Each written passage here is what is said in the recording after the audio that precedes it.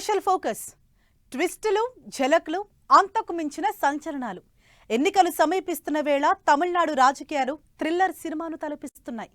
అధికారం నిలబెట్టుకోవాలని డీఎంకే ఆరాటం, ఎట్టి పరిస్థితుల్లో అధికారం దక్కించుకోవాలని ఎన్డీఏ కూటమి ఆరాటం. ఈ రెండు పార్టీల మధ్య సత్తా చాటేందుకు సిద్ధమైన విజయ్. ఇప్పటికే అరవ రాజకీయం ఓ రేంజ్కు చేరుకోగా ఇప్పుడు మరో కీలక పరిణామం చోటు చేసుకోబోతోంది. చిన్నమ్మ నయా ఇన్నింగ్స్ మొదలు పెట్టబోతోంది. కొత్త పార్టీ ఏర్పాటుకు రంగం సిద్ధం చేస్తోంది. అసలు శశికళ వ్యూహం ఏంటి? ఒంటరిగా ఆమె నిలబడేనా?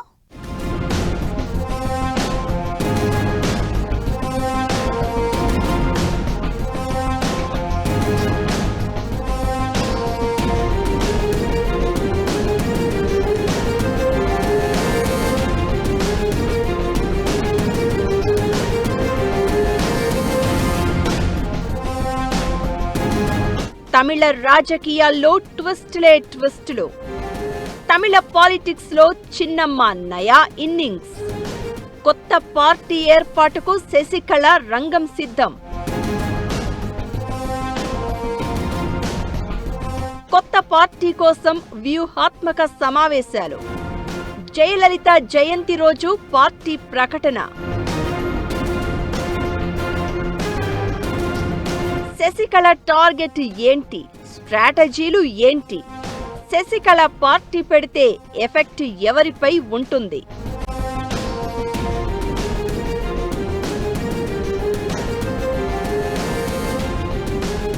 ఈ ఏడాది 5 రాష్ట్రాల్లో ఎన్నికలు జరగబోతున్నాయి. అసోం, బెంగాల్, కేరళ, పుదుచ్చేరి సంగతి ఎలా ఉన్నా ఇప్పుడు అందరి ఆసక్తి తమిళనాడు మీదే కనిపిస్తోంది. డీఎంకే అధికారం నిలబెట్టుకుంటుందా? స్టాలిన్ ముఖ్యమంత్రిగా మళ్లీ ప్రమాణ స్వీకారం చేస్తారా? తమిళనాట పాగా వేయాలన్న బీజేపీ కల నిజమవుతుందా? విజయ్ పార్టీ అద్భుతం క్రియేట్ చేస్తుందా?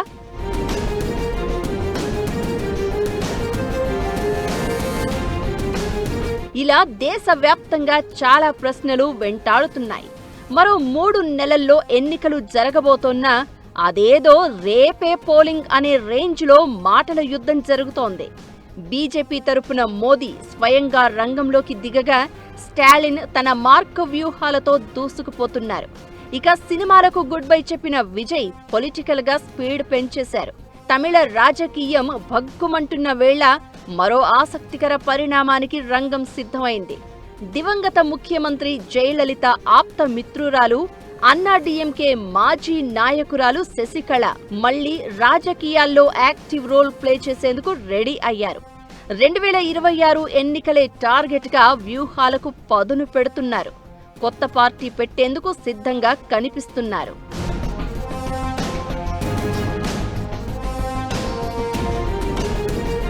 కొత్త పార్టీకి సంబంధించిన ఏర్పాట్లపై కొన్ని రోజులుగా జిల్లా స్థాయి నేతలు, అనుచరులతో శశికళ వరుస సమావేశాలు నిర్వహిస్తూ ఉన్నారు.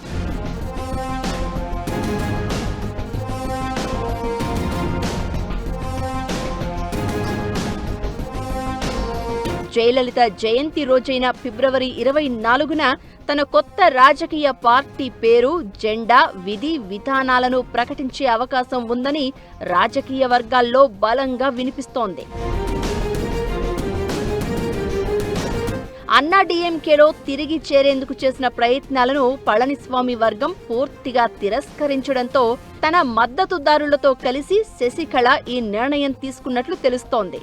ఎంజీఆర్, జయలలిత ఆశయాలకు అనుగుణంగా ప్రస్తుతం అన్నా డీఎంకే నాయకత్వం పనిచేయడం లేదని, అందుకే కొత్త పార్టీ ద్వారా తమ ఉనికిని చాటాలని ఆమె మద్దతుదారులు ఒత్తిడి తెస్తున్నారు. దక్షిణ తమిళనాడులోని సుమారు 40 నియోజకవర్గాలను టార్గెట్ చేస్తూ శశికళ తన ప్రణాళికలు సిద్ధం చేసుకుంటున్నట్లు తెలుస్తోంది.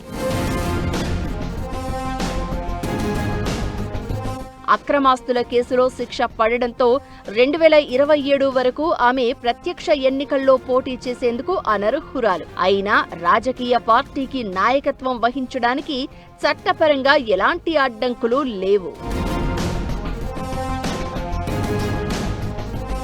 మేనల్లుడు టీవీవీ దినకరన్తో శశికళకు దూరం పెరిగింది.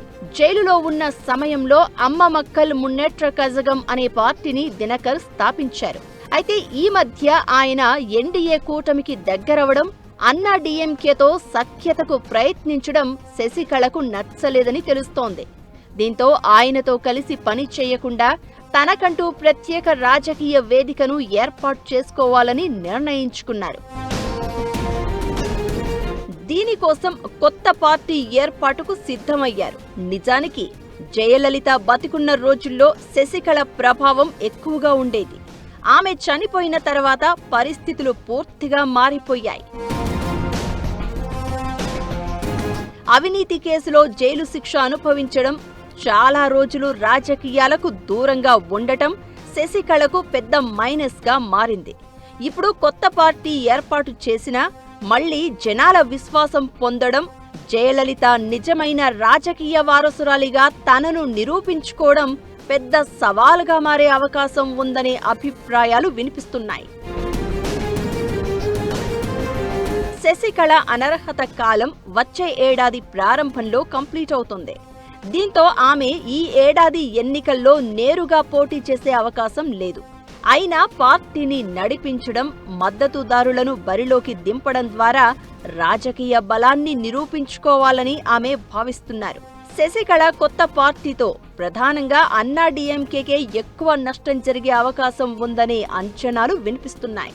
ముఖ్యంగా దక్షిణ తమిళనాడులో బలమైన పట్టున్న తేవరు సామాజిక వర్గం ఓట్లు అన్నా డీఎంకే నుంచి శశికళ వైపు మళ్లే అవకాశం ఉంది. తమిళనాడులో ఎప్పుడూ ద్విముఖ పోరు మాత్రమే కనిపించేది. అయితే ఇప్పుడు సీన్ పూర్తిగా రివర్స్. డీఎంకే, అన్నా డీఎంకే కూటములతో పాటు విజయ్, శశికళ లాంటి చిన్న పార్టీల మధ్య బహుముఖ పోటీ సాగనుంది.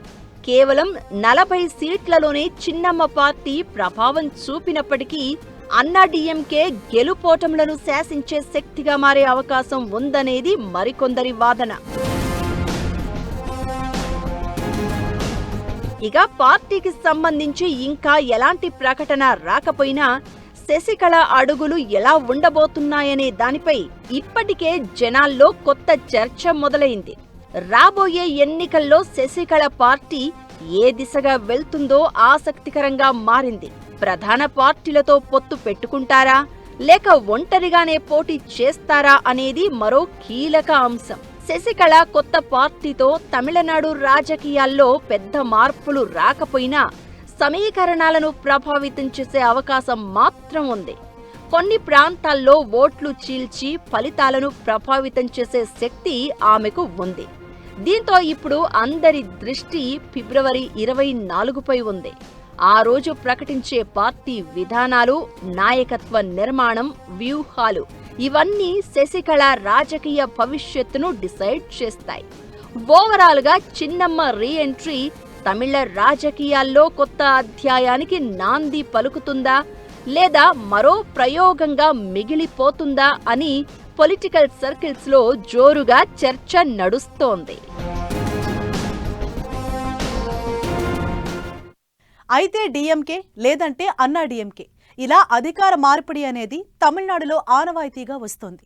రెండు కూటముల మధ్య యుద్ధం కనిపించేది ప్రతిసారి. అయితే ఇప్పుడు మరో 2 పార్టీలు చేరబోతున్నాయి. అటు విజయ్, ఇటు శశికళ పార్టీతో తమిళ రాజకీయం ఏ మలుపు తిరిగే అవకాశం ఉంటుంది? ఈ 2 పార్టీలు బరిలోకి దిగితే ఓవరాల్ గా ప్లస్ అయ్యేది అధికార పార్టీకేనా? తమిళ పాలిటిక్స్ లో జరుగుతున్న చర్చ ఏంటి?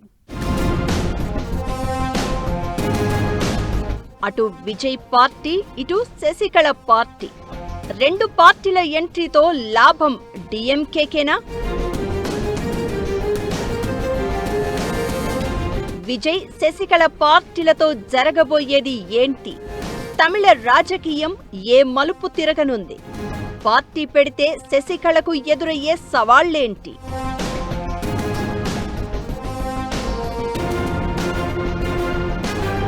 జయలలిత ఉన్నప్పుడు అన్నా డీఎంకేలో శశికళ కీలక పాత్ర పోషించారు. అయితే 2016లో జయ మరణం తర్వాత సీన్ మారిపోయింది. అవినీతి కేసులో ఆమె జైలు శిక్ష అనుభవించారు. ఆ తర్వాత బహిష్కరణతో అన్నా డీఎంకే పార్టీకి పూర్తిగా దూరమయ్యారు. మేనల్లుడు దినకరన్ పార్టీ ఎన్డీఏకు చేరువ కావడంతో శశికళ అసంతృప్తితో ఉన్నారు. దీంతో సొంత పార్టీ ఏర్పాటుకు సిద్ధమయ్యారు. శశికళ కొత్త పార్టీతో రావడం ప్రధానంగా అన్నాడీఎంకేకే సవాల్గా మారే అవకాశం ఉంది. ప్రత్యక్షంగా అన్నాడీఎంకే ఓటు బ్యాంకును ప్రభావితం చేసే అవకాశం ఉంటుంది. ఆమె పార్టీ స్వతంత్రంగా గెలవకపోయినా కొన్ని కీలక నియోజకవర్గాల్లో ఫలితాలను మార్చే స్పాయిలర్ పాత్ర పోషించే అవకాశం ఉందని రాజకీయ విశ్లేషకులు అంచనా వేస్తున్నారు. మరీ ముఖ్యంగా తేవర్ కమ్యూనిటీతో పాటు జయలలిత మద్దతుదారులు శశికళ పార్టీ వైపు టర్న్ అయ్యే ఛాన్స్ ఉంటుంది. నిజానికి వీళ్లే అన్నాడీఎంకే పార్టీకి ప్రధాన బలం.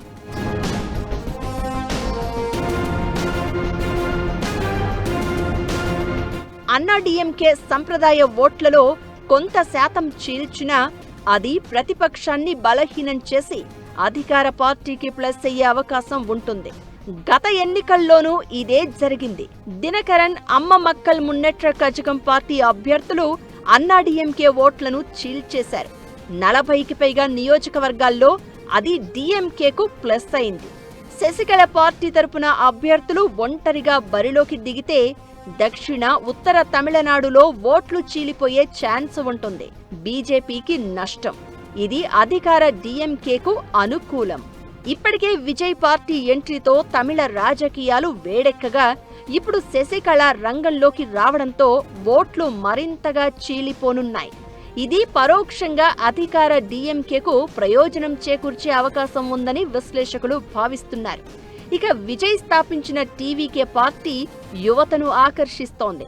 మరి ఇలాంటి పరిస్థితుల్లో యువ ఓటర్ల మద్దతు శశికళకు దక్కుతుందా లేదా అనేది ప్రశ్నార్థకంగా మారింది. యువతలో ప్రభావం చూపడం ఆమెకు పెద్ద సవాల్గా మారనుంది.